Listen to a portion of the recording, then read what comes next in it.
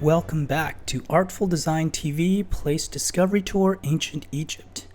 This is a video game without the game, so to speak, leaving us free to explore this beautiful reimagining of the ancient world. As virtual tourists, today we are going to visit the Great Library of Alexandria as well as the Museum, a kind of ancient research institute. So the theme of the day is about education and learning in ancient Alexandria, and then we're going to go sailing. Let's dive in. That's pretty refreshing. Unnecessary perhaps, but satisfying. And where we are is the Serapion. This was a temple in ancient Alexandria overlooking the city. And yeah, we're just going to take a nice morning walk to the library. First, maybe let's check out this band. I'm going to take out my lighter here. Rock on. So yeah, and this temple, the Serapion, is dedicated to the god Serapis. Interestingly, Serapis represented by design, if you will, a melding of two cultures, Egyptian and Hellenic. The name Serapis is actually a portmanteau of the Egyptian deity Osiris and the Greek god Apis. I, for one, dig the multicultural vibe. And by the way, we are walking down the famous 100 steps that lead from the city up to the temple. So, as usual, we are going to take our time. Be good virtual tourists and walk around and take in the gorgeous virtual surroundings. And of course, we'll do some parkour if we see something fun to climb. Yes, those are the only two speeds here in this playthrough. Either we walk or we parkour.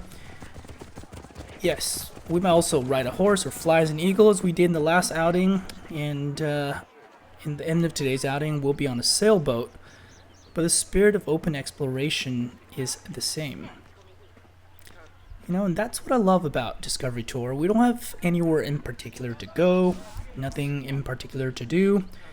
We have autonomy to roam, and roam we shall. From a game design perspective, this lack of clear objective makes this less like a game with goals, and more like an open world exploration, an immersive toy, if you will, where the environment is its own character, and the experience of roaming its own end. So yes, the world is beautiful in this reimagined ancient Alexandria thanks to the development team behind Discovery Tour. And we're actually coming up on the library to our left.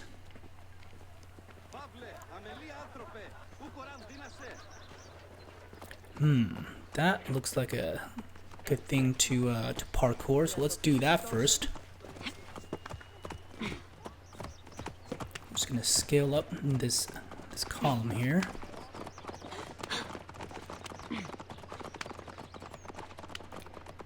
And let us see what we can see. Here we are, with a good view of the library. And there's the Lighthouse, which we free soloed in the last outing. And there's the Serapion, where we started today. It's a beautiful morning. So let's go to the library. Cleopatra, Queen of Egypt, and our avatar for the outing today is as good as landing on her feet as she is climbing obelisks and lighthouses. Okay, so I believe the tour starts over here. Let's do it. Της πάσης συμφέρον ή του οίκου σου. Και νέος γαρ σκητοτόμος εξ Αλεξανδρίας αφίκνεσο πάνι και γυμνασμένος. Welcome to the Great Library of Alexandria. Ανέξεων ουχή της αγόραση πρόσων που μη περιφερείες εις πέδος. Near the district of royal palaces and within the Moseon was the most famous library of all antiquity. The Library of Alexandria was built to house all of human knowledge. At its pinnacle, the library was believed to contain over 700,000 parchments. That's a lot of apartments.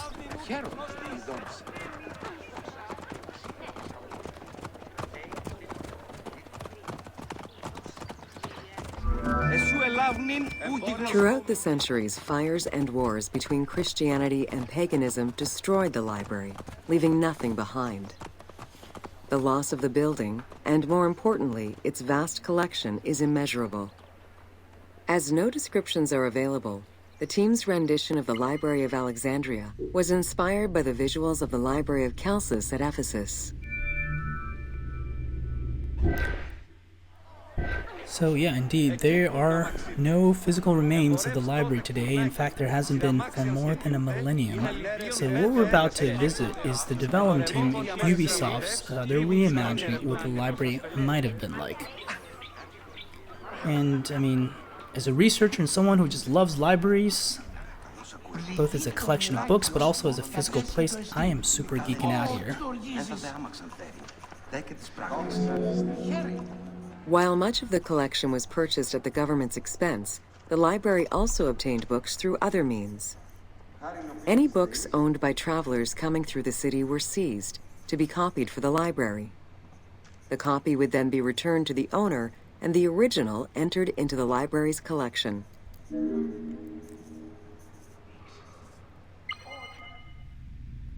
That is a really interesting system. Yeah, I mean, arriving ships would be searched for books so that they can be temporarily seized in order to be copied and in effect assimilated into the library. I mean, that's one way to grow your collection, I suppose. Kind of like the Borg from Star Trek, but really pro-books, pro-education. Like, we will assimilate your knowledge and educational distinctiveness into our own. Resistance is futile. Prepare to have your books assimilated and eventually returned to you after we copy it into the library. And actually, we see here, check out these shelves of parchment upon parchments.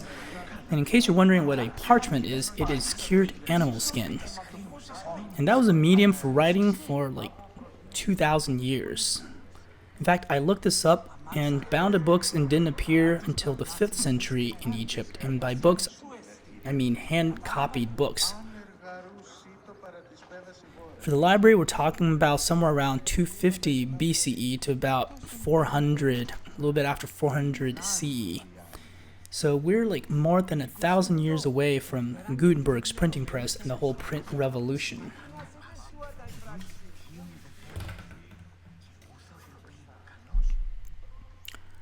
So let's take a closer look here. Apparently I am taking notes on my tablet here with my stylus. I guess that hasn't changed very much, in a sense.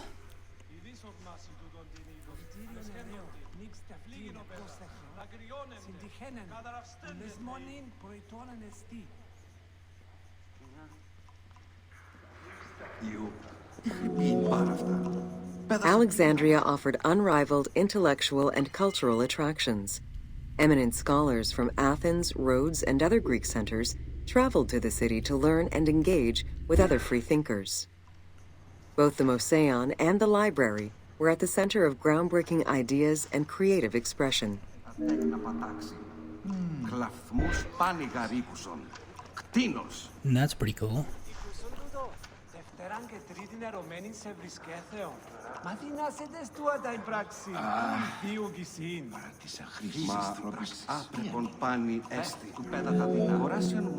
The great minds of antiquity were usually well versed in many disciplines, which were often associated to specific schools of thought.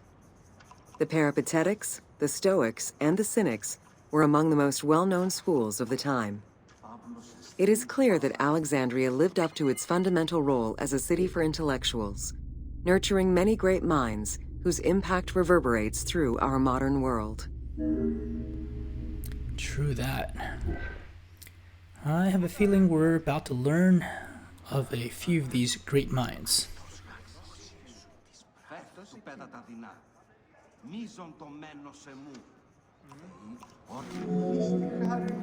Hypatia of Alexandria was a Greek mathematician, philosopher, astronomer, and inventor.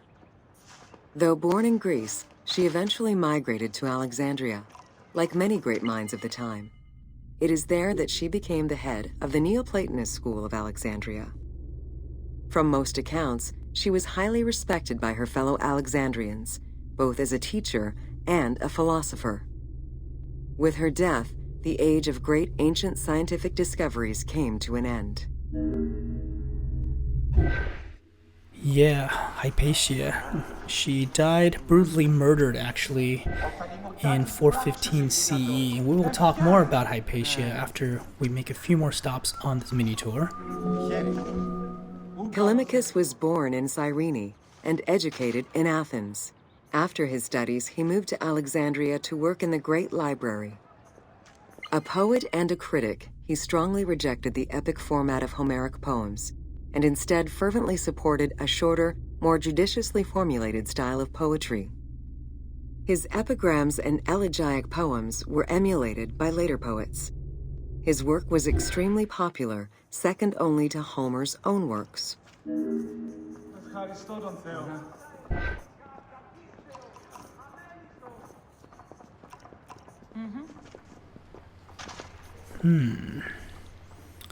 Alright, it's time for parkour. Alright, I'm going to use this guy's head to get a better view.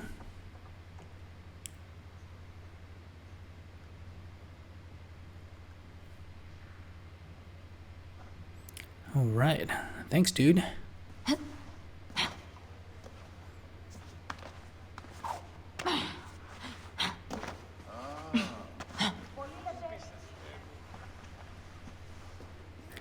What's going on over here? It was in Alexandria that mathematician Euclid, the father of geometry, wrote the Elements, laying out the foundational work of what would become modern algebra and number theory. Euclidean geometry would become one of the most influential systems in the evolution of mathematics.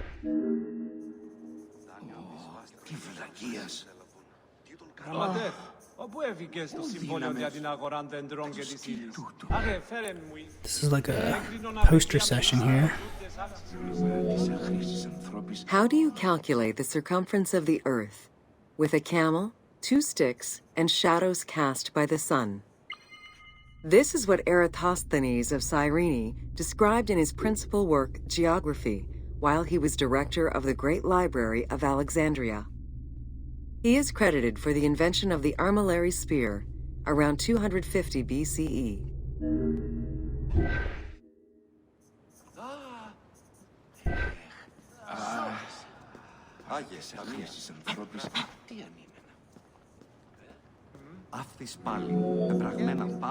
The earliest known and most complete armillary sphere of antiquity was the Meteoroscopian of Alexandria, with an imposing 9 rings compared to the 3 or 4 of most other astrolabes. Known as the zodiac krikatoi amongst the Greeks, the Meteoroscopian was used to determine the location of celestial bodies around the Earth. Every self-respecting astronomer of antiquity would have sought to use this tool to better understand the celestial movements.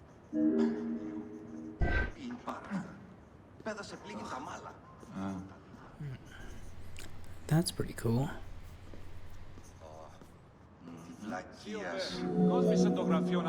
Pythagoras of Samos was a well-known and respected philosopher and mathematician. He is best known for the Pythagorean theorem. However, there is proof that the theorem existed in Babylonia and India long before Pythagoras was born, casting some doubts as to who exactly originated the theorem. That's interesting. I mean, Pythagoras lived long before Alexandria was Alexandria, predating the library by some 250 years. And here in this virtual tour, he has somehow been summoned across time to attend this poster session here at the library. And that is our mini tour of the Library of Alexandria. While we're here, I guess let's use this time to look around a bit.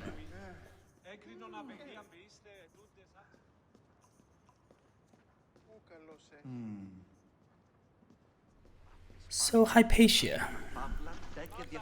Yeah, philosopher, astronomer, public intellectual, and a rare example of a respected female scholar in a male-dominated world. She did her work during the late 4th and early 5th century CE and during a time of political and religious reform. Oh, there's the garden out back. That's nice. And, alright, let's tidy up the place while we're here. Nice. So yeah, when the Roman Emperor Constantine converted to Christianity, rather shockingly, in 312 CE, he only insisted that it be one of the acceptable religions. But in 391 CE, Emperor Theodosius declared paganism illegal and decreed that Christianity to be the only legal religion of the empire.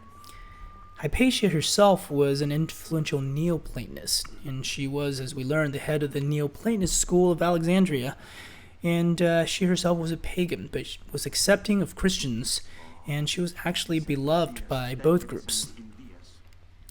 Theodosius' decree basically gave birth to the Roman Church, and while it did not eradicate paganism in the empire overnight, it shifted the political balance. We're just gonna parkour up here. I guess when you're like an Assassin's Creed virtual tourist, you have no problem accessing those tricky, hard-to-reach parchments at the top. I think you would make a really good librarian in that sense. In any case, the shifting political balance, that was definitely the case in Alexandria in 415 CE, as this power struggle basically broke out between the Roman governor, Orestes, and the newly appointed bishop, Cyril. As a Neoplatonist and a symbol of the old order, Hypatia was swept up in this escalating political conflict, and one evening she was attacked on her way home by an angry mob of Christian monks who brutally murdered her. Her reputation and legacy endures to this day, and she stands as a martyr for intellectual freedom. I definitely recommend looking her up and learning more about her life and work. And so, this is the Great Library. And by the way, it was reputed that in the Great Library, an inscription could be read above the shelves. The place of the cure for the soul. Alright, with that, let's go through the garden and on to the next leg of our outing.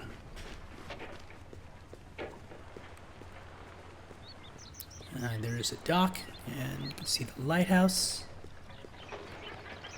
Yeah, this game is just so gorgeous. And I am running this on max graphics settings, so, and it looks good.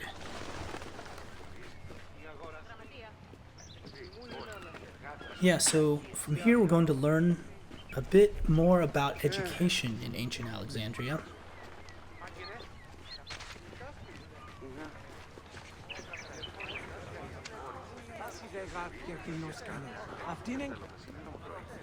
This looks like some kind of a, I don't know, ancient Starbucks.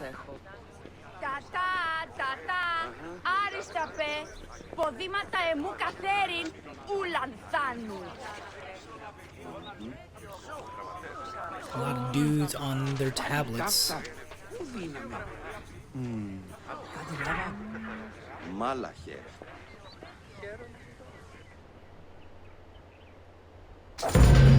Welcome to Education in Alexandria. Learn how young Alexandrians were educated. Let's do it.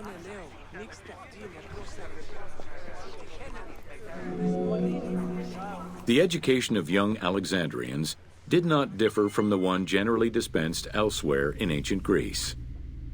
At the age of 7, the child was taken in charge by a tutor, who then became responsible for instilling an elementary education as well as good moral principles. Sounds reasonable.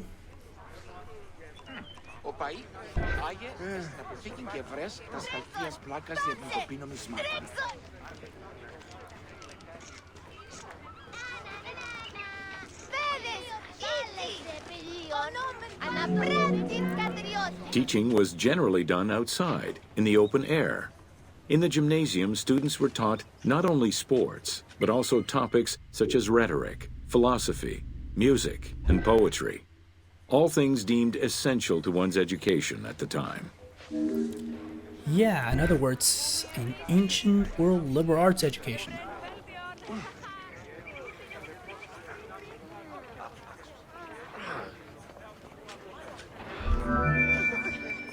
Here, both girls and boys are shown attending a class given by one of the rhetoricians of the era. The team made the choice to show both genders attending class within the context of the game world. Even though it is historically inaccurate, the team felt it was not necessary to prioritize historical sexism over inclusive gameplay. Word. Honestly, that makes me feel good towards this team. I mean, for one, this is an acknowledgement that, I don't know, as beautiful as this ancient virtual world and its ancient world actually might have been, through this virtual lens, it's easy maybe to be enamored by it, but we would do well to seek the fuller context. Yeah, I mean, as you might have noticed, this was a society like many others in antiquity that devalued and deprioritized women. And on top of that, slavery existed in various forms. So, beneath the sunny and gorgeous world we tour was a darker and much more complex reality. It makes me wonder how much of the rest of Discovery Tour would choose to deal with these social issues. We'll find out, I suppose. But from this last narration, it would seem that the development team was sensitive to various historical and social contexts. And yeah, I know this is just a video game and all, but I for one feel some small sense of justice in that inclusive gameplay choice by the developers. I mean, hell, if they didn't bring it up, we wouldn't be talking about it. And this is our final stop. Welcome to the Museum of Alexandria.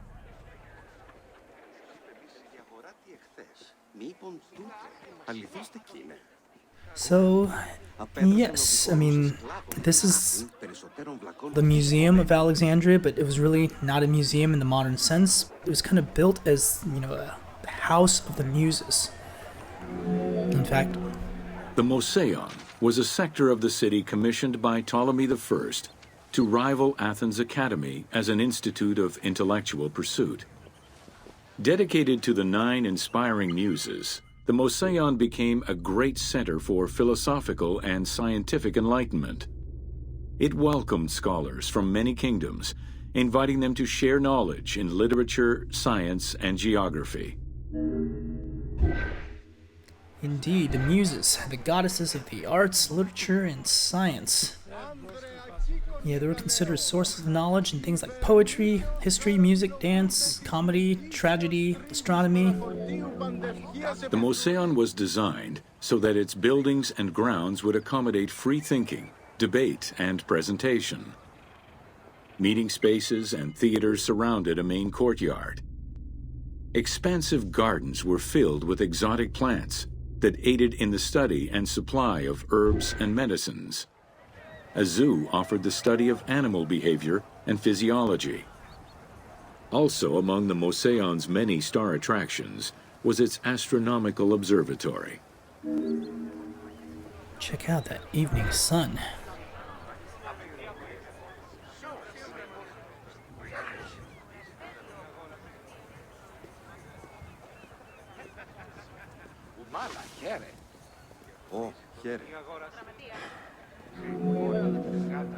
Herophilus was a physician who lived most of his life in Alexandria.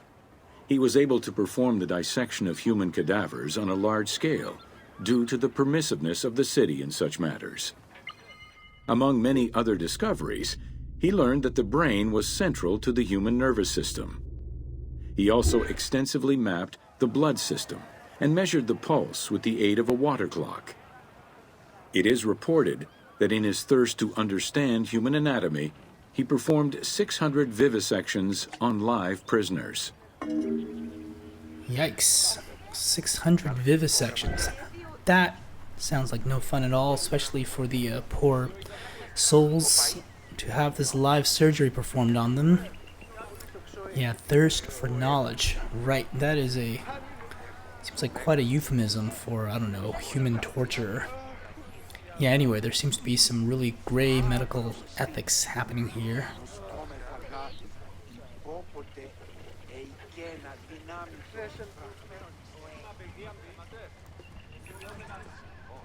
And we're coming up on our final spot.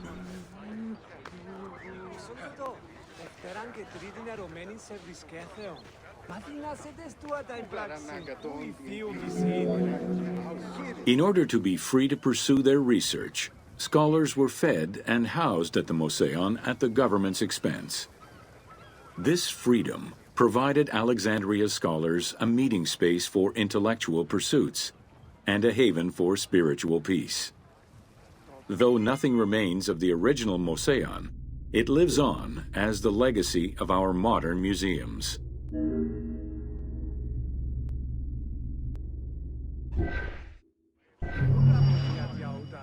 So, with that, I think we have done enough touring for one outing, and we're gonna go sailing. You know, these mini tours, they don't offer like a ton of information, you know, just tidbits here and there. But there are breadcrumbs that, you know, one could follow to learn more about things, you know, from the library, to the Serapion, the Museum, Hypatia. Through this kind of immersive imagining, you know, we can really begin to form a kind of a picture of how people might have lived.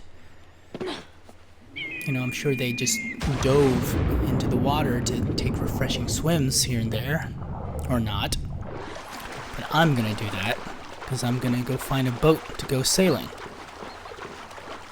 Here are two. Let's see if we can borrow this one. Hello, my good people. Mind if I borrow your boat? Ooh. You can stay on the boat. Yeah, sorry dude, I don't know why I shoved your friend off the boat. But you seem okay with that, and your friend, is, I believe, is just swimming back to shore. So here we go.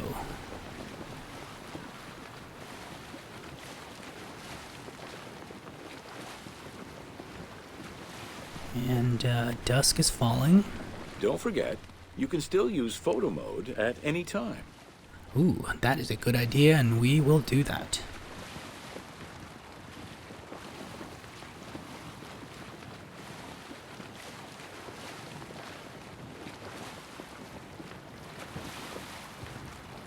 And there's the lighthouse. A good point of orientation because we know it to be at the northern tip of Alexandria. And so here we are, basically sailing, I don't know, north, northwest, into the Mediterranean Sea. You know, it was a rumor that you could see the light from the lighthouse from the opposite shore of the Mediterranean, you know, from the southern coast of Europe. I actually looked this up, and that is actually not possible due to the curvature of the Earth. But apparently you could see the light from as far as 80 kilometers away.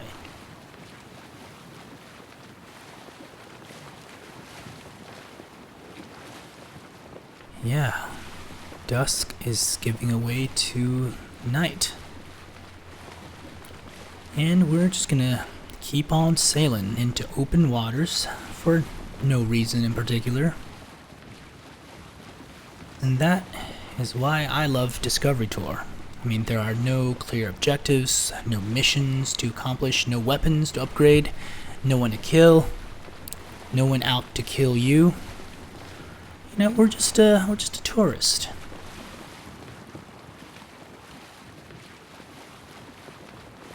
No, you don't get to save the world here. But, you know, you might learn something about it that you didn't know before.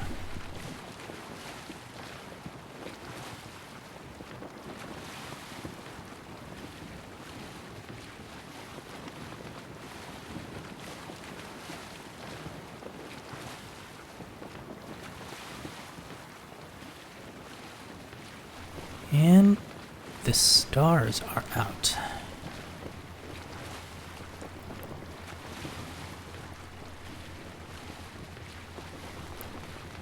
This is calming.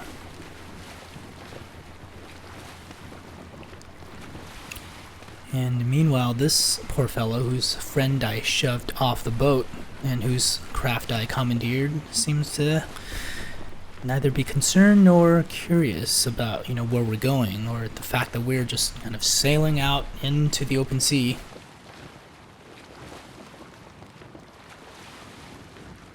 I love the reflections of the moon on the water.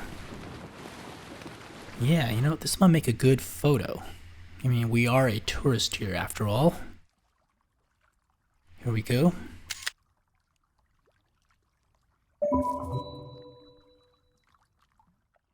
And that about does it for this outing of Discovery Tour on Artful Design TV.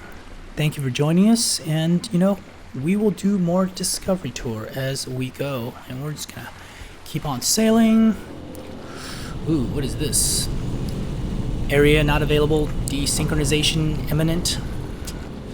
Wow. This is some 13th floor stuff right here. Oh my god, I mean, is the entire world... Do we live in a video game? Now where am I?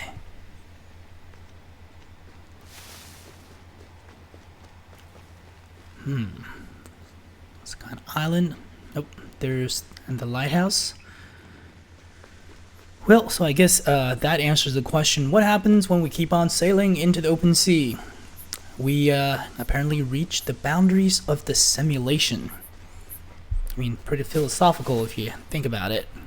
It makes you think about our own world. Do we live in a video game, a simulation? What does that even mean? And if we cannot tell the difference, does it or does it not matter? I don't know. But those are questions for another day. This has been Artful Design TV playing Discovery Tour. Thank you for joining us. We'll see you next time.